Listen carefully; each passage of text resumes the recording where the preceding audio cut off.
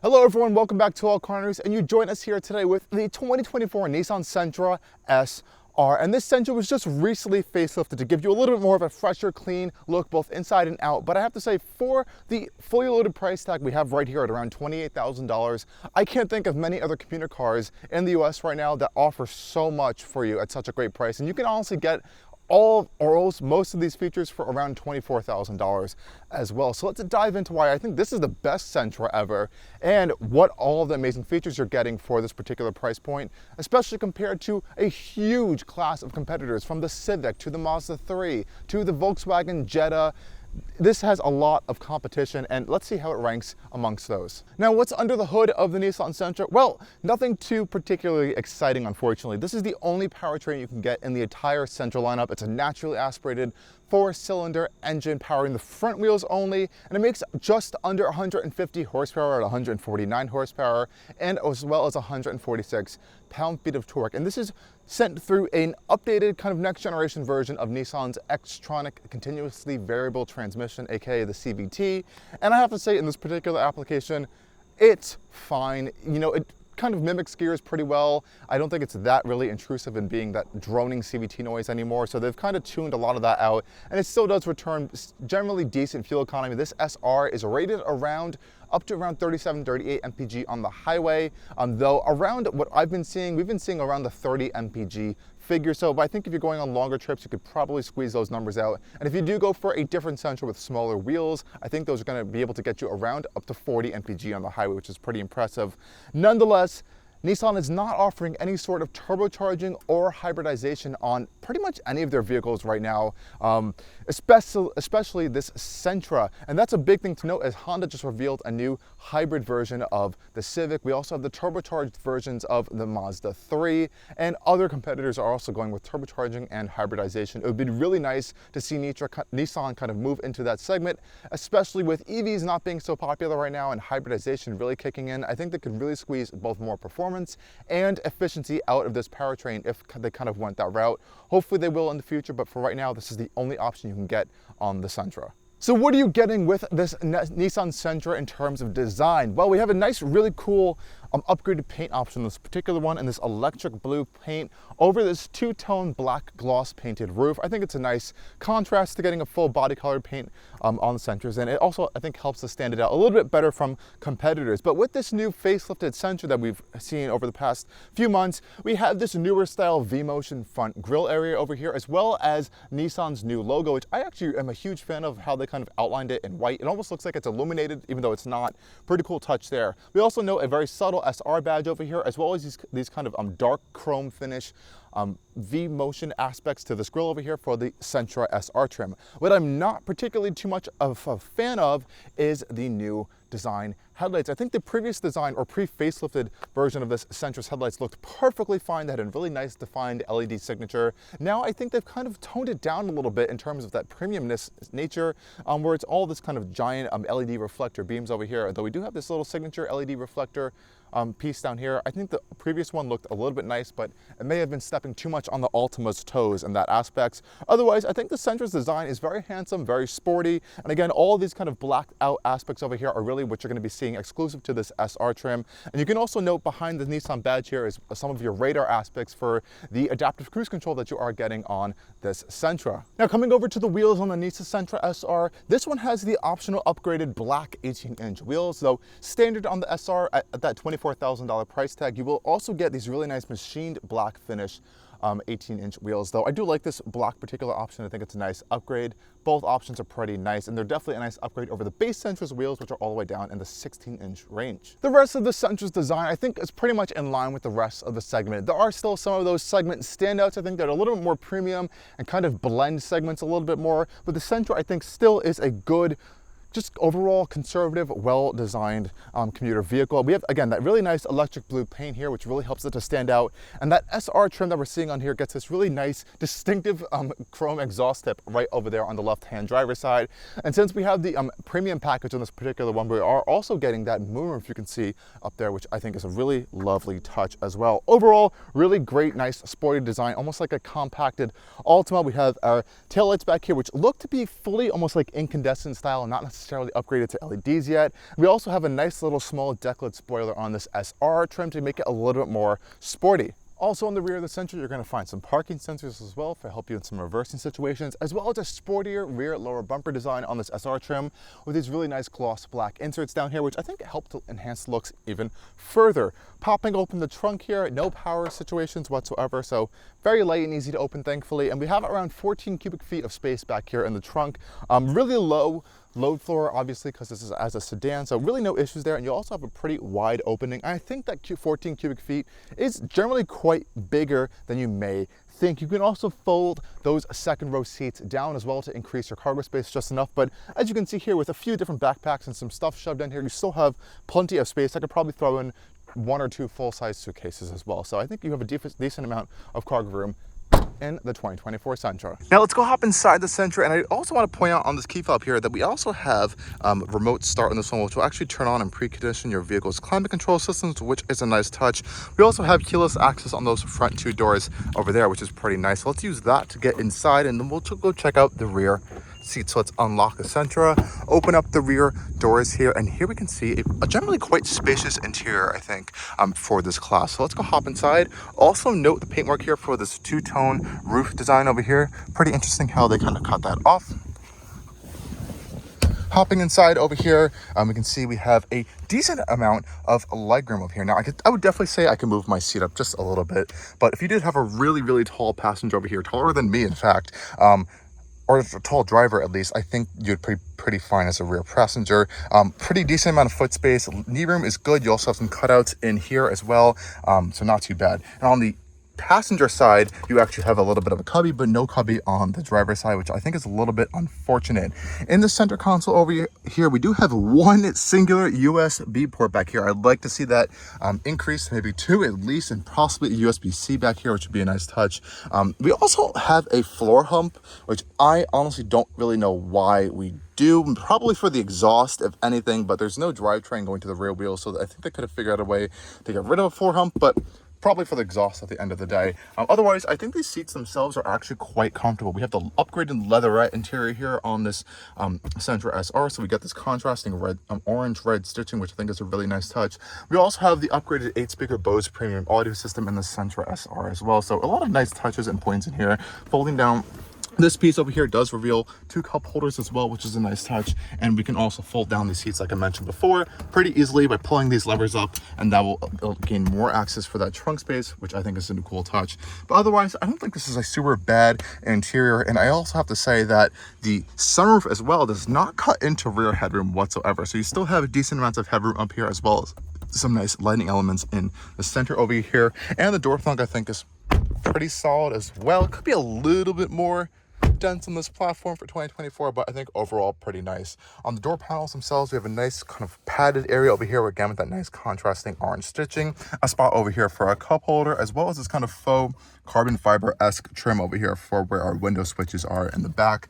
So not bad over there. I'd like to see a little bit more technology features for the rear passengers, like some increased ports over here, and maybe throw in some climate vents as well. I think that might be a little bit of a stretch for this segment, but otherwise I think it's a decently sized compact sedan. I'm gonna hop over to the passenger side to give you a little bit more accurate representation of space here. This is both 6 feet, driver and passengers up there, a little bit abusing their space, but like I said, I think I can move the seat up a little more and give these rear passengers more room if there were to be one, but generally not too bad. Let's go hop up front though, because I actually do quite like this space in the 2024 Sentra.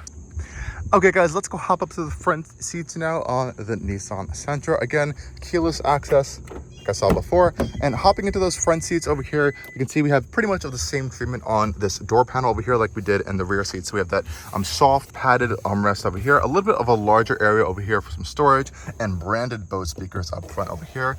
And we only have one automatic window in this entire Nissan Sentra, the front driver. Now I have to say over here, these seats are actually quite nice. These are Nissan's zero gravity style seat design over here.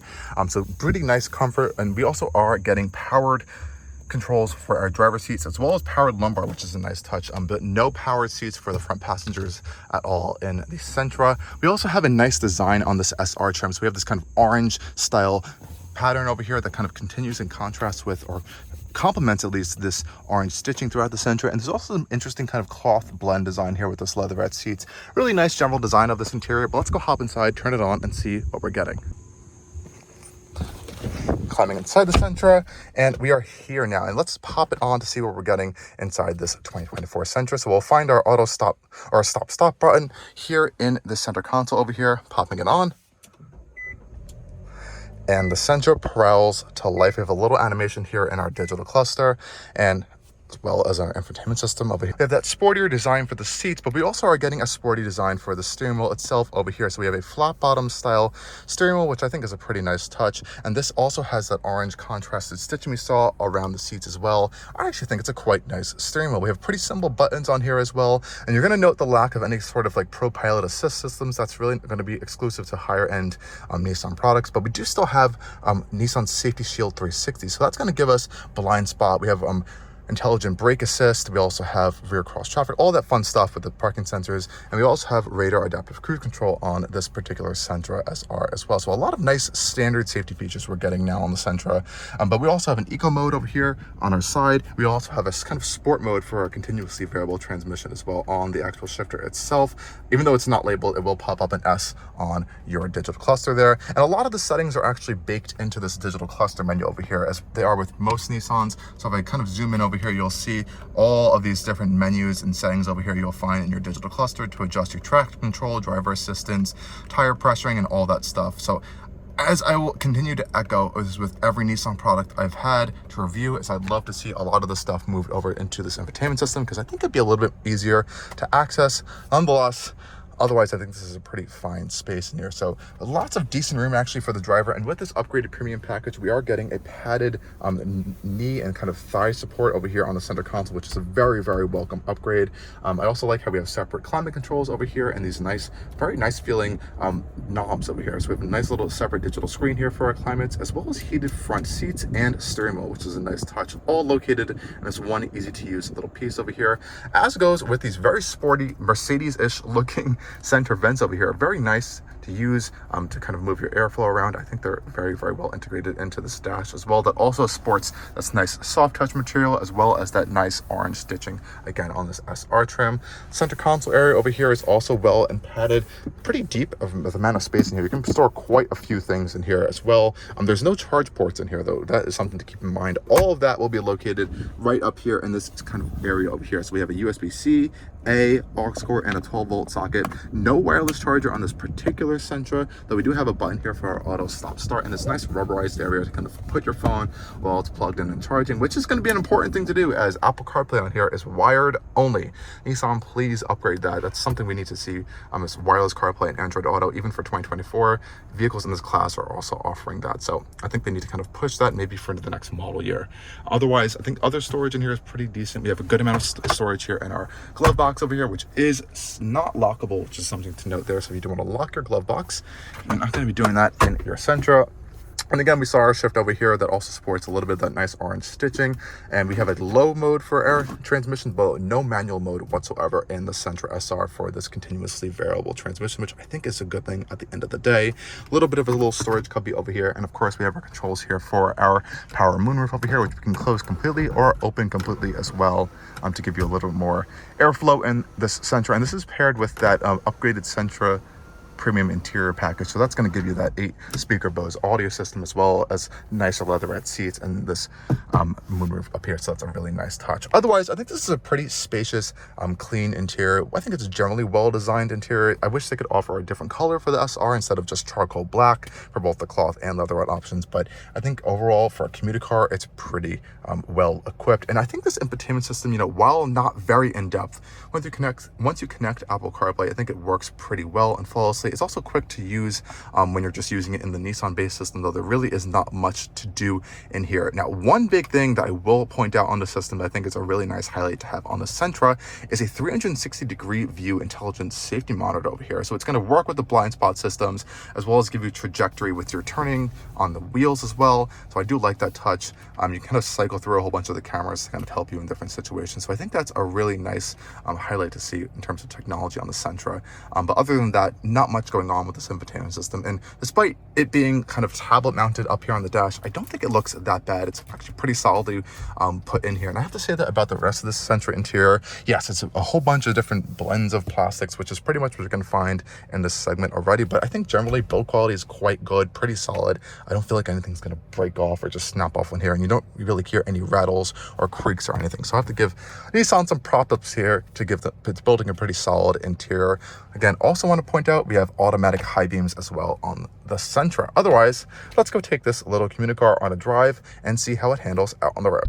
Now, as we know, the Sentra does have a naturally aspirated 4-cylinder engine under the hood here, paired to Nissan's Xtronic continuously variable transmission. And I think this is the best tuning and I think iteration of this transmission we've seen yet from Nissan. It really doesn't act like a CVT whatsoever in really any scenario. It kind of just mimics shifts when you're driving along, which I think is really, really useful for just feeling like a normal vehicle at the end of the day. A lot of these complaints with the CVTs earlier on were they just kind of droned and droned and droned. But as you'll see in a second here, the Sentra doesn't really do that. It actually kind of just mimics shifts pretty quickly. It sounds like a regular automatic, which I actually quite like a lot.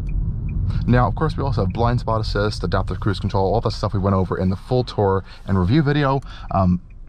But these are all really nice features to have on a commuter car, essentially, at the end of the day, and fully loaded at $28,000. You are still getting quite a lot of kit on this vehicle, which I think is really, really nice. Now, we also have an eco mode as well as a sport transmission tuning setting, so we're going to put it in that sport mode for the CVT. Now listen to it when it kind of changed gears now.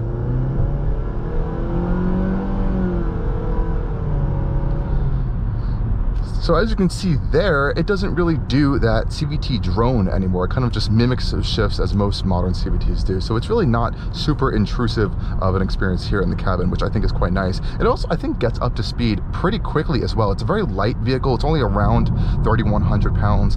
So that 149 horsepower does go a longer way than you may think, especially with a lot of other vehicles on the road being pretty heavy now, requiring that extra power to get them around. And that's also going to help you return some pretty good fuel economy. You know, around average, we've been seeing around 30 miles per gallon on the highway. Someone on this vehicle was able to do over 40 mpg, which is, I think, is pretty impressive of an achievement, because I think this car is going to be a big seller for just day-to-day commuting. Throw in regular gas, get around 400 miles out of it, not spending too much money to fill up a tank. I think this is a nice hit in that point. I would like to see a hybrid or some sort of turbocharged hybrid or something down the road. It would be nice to see, I think, added into this lineup. A lot of competition does have vehicles like that, but the Sentra, at the end of the day, is still a Sentra. And Nissan has actually done some nice things on here at this platform to kind of help it stand out, I think, against some of the competitors, especially in the rear suspension setup here. So instead of going for a more cheaper Torsen style beam suspension, they actually went with a fully independent rear suspension setup. So that actually has a little bit more dynamic ability, I would say, in this chassis than I was originally expecting. And with this flat bottom leather wrap steering wheel here, it actually has a pretty decent amount of steering feel with this car. And going around corners, surprisingly, it feels pretty planted. I don't feel like I'm leaning a lot in the corners, which is quite nice. So I think good body control, I think, in this car. Really sharp steering, actually, for this vehicle. I was pretty pleasantly surprised with how this thing handles on a day-to-day basis, so that's quite nice as well. And I have to say, generally, I think road noise is kept to a pretty good minimum when you're driving around town and the city, though on the highway you definitely do hear a lot of road noise underneath the floor pan of this vehicle, which I think is just due to it being an economy car at the end of the day. There's not like super large amount of noise insulation stuffed in throughout all the bits and caverns of the chassis, but overall I think it's kept to a pretty good minimum as well, so I think that's nice. I'd be curious to see how this sounds on the highway with these smaller 16-inch wheels. Maybe we'll have a little bit of a quieter cabin actually versus these larger 18-inch wheels with a more a little bit mildly more performance oriented economy tire. And I have to say, responsiveness is actually quite good from this naturally aspirated powertrain in these city and kind of lower speed driving environments as well. It kind of picks up pretty quickly, and of course you can pop it into that sport tuning for the CVT as well. It's going to give you a little bit more revs, about like 500, maybe 1,000 more revs, just on a normal basis. You can see it kind of pulls you throughout the engine's power band there to kind of get up to speed quicker. Not too bad. I mean, you know, if you are kind of looking at 0 to 60 times and that's of the sort, the Sentra obviously is not really for you. You're going to be looking around like 9 seconds, which is something you may want to consider when you're going onto a highway. It's not the quickest vehicle, especially in passing. I'd like to see a little bit more power, or even a turbocharged option with some more low-end torque to kind of help in passing situations. I think Chevy really figured that one out with the new Trax. I think that has a decent amount of power to get up and go around town, just because of that turbo being on there.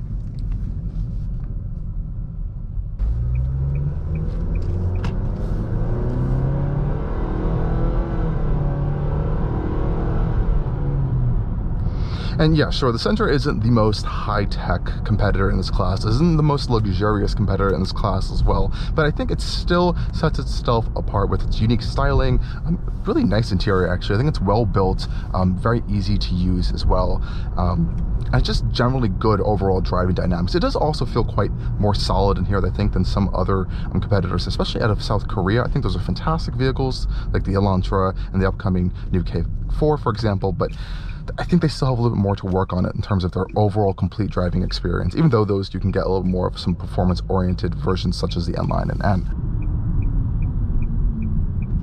Brakes are also pretty strong on the Sentra. I think they actually have a pretty good bite to them. The pedal takes some time to get used to, I'd say, just a little bit. It's very bitey actually, so nice to see strong brakes though on the Sentra. Some of the other vehicles, I would have to say the Mazda 3, really love that vehicle, but all Mazdas I think need to improve on their braking just a little bit. That's one downside that I've noticed there. Pop it back into that sport setting for our transmission. See if it can help us get up to speed a little bit quicker. Now we can really see that CVT get up to speed here.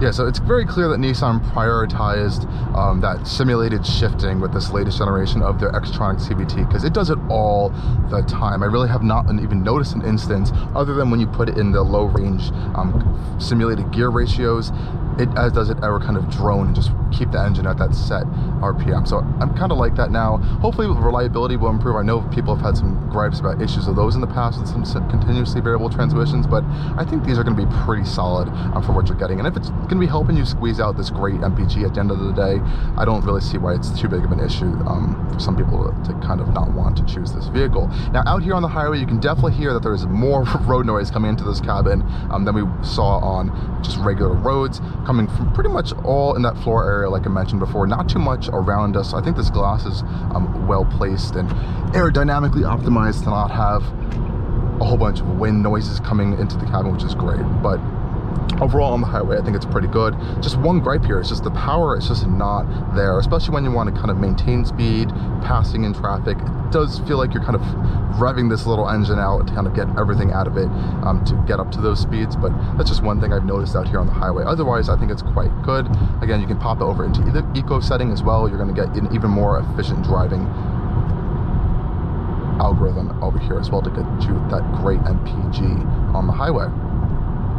Overall, I think the Nissan Sentra is a pretty good commuter car. It does everything pretty well. I think Nissan's really refined all of the points of the Sentra to make it a both efficient yet also still surprisingly a little bit of an engaging driving experience. It doesn't feel like you're just driving like a plain box on 4 wheels that's just going around town. There are obviously definitely more exciting and more interesting competitors, I would say, in this segment that do things very differently, but as just a general good overall commuter vehicle, I think the Sentra still holds a strong point in the segment, and hopefully Nissan sticks with the Sentra a little bit longer. There's been some rumors that it and the Altima are going the way of the sunset, but we'll see what they choose to do. They could blend into one model even down the road and offer a wider price range and hopefully a wider option of engines. But for now, I think you definitely should consider the Sentra. Maybe keep an eye out for another update, maybe with this infotainment system. Hopefully we'll see wireless CarPlay down the road, maybe in digital cluster from the Nissan Kicks as well.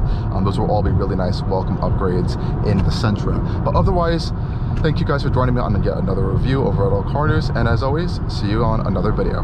Cheers.